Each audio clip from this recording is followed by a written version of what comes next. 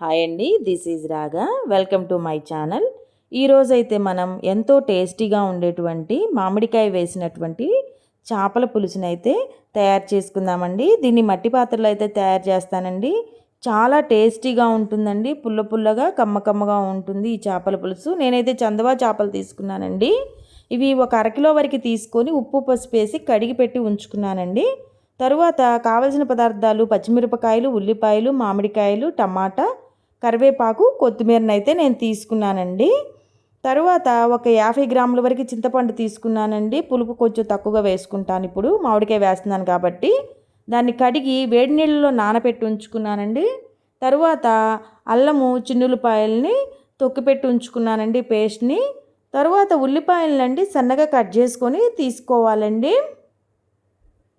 నేను చూపించే విధంగా చేసుకోండి ఉల్లిపాయని సన్నగా. తరువాత పచ్చిమిరపకాయలండి మధ్యలో ఘాటు పెట్టి తీసుకుంటే చాలండి, ముక్కలుగా కట్ చేయాల్సిన అవసరం లేదండి. పులుపు పట్టి తినడానికి ఇవి టేస్టీగా ఉంటాయండి. మామిడికాయ అయితే అండి ఇప్పుడే వస్తున్నాయి కాబట్టి టెంక పట్టలేదండి అవి, అందుకని చెప్పేసి అని రెండుగా కట్ చేసి మధ్యలో ఉన్నటువంటి జీన్ని తీసేసేసి పెద్ద పెద్ద ముక్కలుగానే కట్ చేసుకొని ఉంచుకోవాలండి. మిగతా వెజిటేబుల్స్ అన్నీ కూడా కట్ చేసుకొని ఉంచుకున్నానండి, టమాటాలని, ఉల్లిపాయలని, మామిడికాయని అన్నిటినీ. తర్వాత ఒక గిన్నె పెట్టుకొని నేను చూపించిన స్పూన్ తోటి అర స్పూన్ వరకు అయితే నేను మెంతుల్ని తీసుకున్నానండి. మెంతులు ముందుగా ఎర్రగా వేగాలండి. తర్వాత 2 స్పూన్ల వరకు ధనియాలను అయితే తీసుకున్నానండి. 1 స్పూన్ వరకు ఆవాలని తీసుకున్నానండి. 1 స్పూన్ వరకు జీలకర్రని అయితే నేను తీసుకున్నానండి, దీనిలో మసాలా కోసం అని చెప్పేసి అని. మొత్తాన్ని వేయించుకోవాలండి. మెంతులు అయితే ముందు వేయించుకోండి ఎర్రగా వచ్చే వరకు. తర్వాత మిగతాయి అంతగా వేగాల్సిన అవసరం ఏమీ లేదండి. తర్వాత 3 లవంగాలని, కొంచెం చెక్క ముక్కని అయితే తీసుకున్నానండి, అదేనండి దాల్చిన చెక్క. నేను టేస్ట్ చాలా బాగుంటుందండి వాటిని వేసుకుంటే. తర్వాత కొబ్బరి, ఎండు కొబ్బరి అండి అది. తర్వాత చిన్నులపాయలను అయితే తీసుకున్నానండి పౌడర్ చేసుకోవడానికని. ముందుగా మట్టి పాత్రను పెట్టుకోనండి ఆయిల్ వేసుకొని మనం ఉల్లిపాయల్ని వేయించుకుందామండి ఎర్రగా వచ్చే వరకు. ఇప్పుడు ఉల్లిపాయలు అయితే వేగిపోయినాయండి. తరువాత టమాటాలని, పచ్చిమిరపకాయలని యాడ్ చేసుకుందామండి. మామిడికాయ ముక్కలు ఇప్పుడే యాడ్ చేయొద్దండి. టమాటాలు కూడా మెత్తగా మగ్గిపోవాలండి, అప్పుడే టేస్ట్ బాగుంటుంది చాలా. చూసారా, వేగిపోయినాయి టమాటాలు కూడా మెత్తగా మగ్గిపోయినాయండి. ఈ టైంలో అయితే మనము ఉప్పుని, కారాన్ని, పసుపుని యాడ్ చేసుకున్నామండి. దీనిలోకి కొంచెం కారం, ఉప్పు ఎక్కువగానే పడుతుందండి. తర్వాత అల్లం వెల్లుల్లి పేస్ట్ని కూడా మనం యాడ్ చేసుకుందామండి. ఇవన్నీ కలిపి కొంచెం వేయించుకోవాలండి. మట్టి పాత్ర వేడెక్కిన తర్వాత తొందరగానే అయిపోతుందండి వంట. చూసారా, ఫాస్ట్గానే వేగిపోయినాయి అవి. తర్వాత కొంచెం కరివేపాకును కూడా మనం యాడ్ చేసుకుందాము. తర్వాత మనం ఇందాక నానబెట్టుకొని ఉంచుకున్నాం చూసారా చింతపండుని, నేనైతే స్క్వీజ్ చేసి వాటర్ తీసుకున్నానండి, చింతపండు వాటర్ని, దాన్ని యాడ్ చేసుకున్నాను. అన్నీ వేసిన తర్వాత మనం మూత పెట్టేసి పులుసు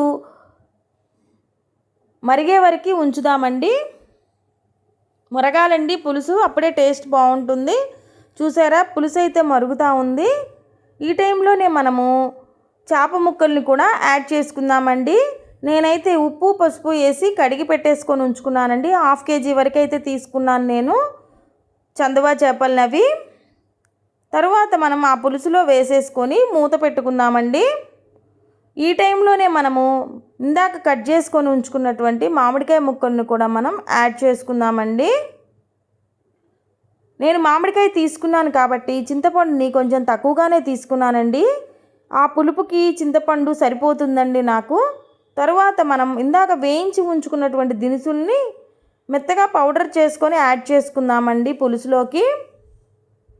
గెంటి వేసి బాగా తిప్పొద్దండి, జస్ట్ ఊరక పైపైన అలా కలబెట్టండి సరిపోతుంది, లేదంటే చేప ముక్కలు పాడైపోతాయండి. ఊరక పైపైన మాత్రమే కలబెట్టండి, అలాగా పౌడర్ కలిసే విధంగా మాత్రమే. ఇప్పుడు ఈ టైంలో మనం కొంచెం మూతను పెట్టుకుందామండి. మూతనైతే ఒడ్డిగిలిగా పెట్టుకుందామండి, మొత్తం పూర్తిగా క్లోజ్ చేయొద్దండి. చూసారా, ఒక 10 నిమిషాల్లో పులుసు అయితే చక్కగా ఉడికిపోయిందండి. ఈ టైంలోనే చూసారా పర్ఫెక్ట్గా కుక్ అయిపోయిందండి. ముక్కలు కూడా బాగా కుక్ అయిపోయినాయండి. ఇవి చందవా చేపలు తొందరగానే కుక్ అవుతాయండి, ఎక్కువ టైం తీసుకోవు ఈ చేపలు కుక్ అవ్వడానికి. చూసారా ఎంతో బాగా కుక్ అయిపోయినటువంటి చేపల పులుసు అయితే రెడీ అయిపోయిందండి. ఇది చందవా చేపల పులుసు చాలా టేస్టీగా ఉంటుందండి. మనం మట్టి పాత్రలో చేస్తున్నాం కాబట్టి ఎక్కువసేపు అయితే పులుసు చిక్కగా అయినంత వరకు ఉంచొద్దండి. మనం కట్టేసిన తర్వాత కూడా 10-15 నిమిషాలు మట్టి పాత్ర వేడిగానే ఉంటుందండి. ఆ వేడికి కూర ఉడుకుతానే ఉంటుందండి, తొందరగానే చిక్కబడిపోతుంది. చూసి ఆపేసుకోండి. ఈ టైం నేనైతే ఆపేసానండి. చూసారా ఆపేసిన తర్వాత కూడా ఎలా ఉడుకుతా ఉందో.